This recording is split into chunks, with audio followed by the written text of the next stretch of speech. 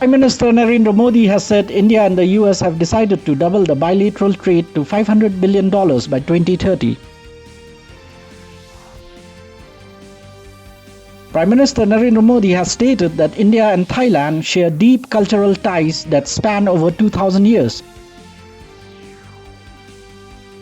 The entire nation is remembering martyrs who lost their lives in Pulwama attacks in 2019. The day marks the 6th year of horrific terror attacks in the Pulwama district of Jammu and Kashmir.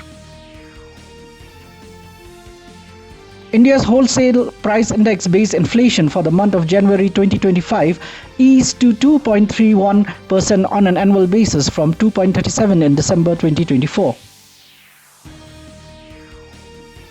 The third season of the Women's Premier League 2025 will kick off today, featuring 5 teams competing across 4 Indian cities.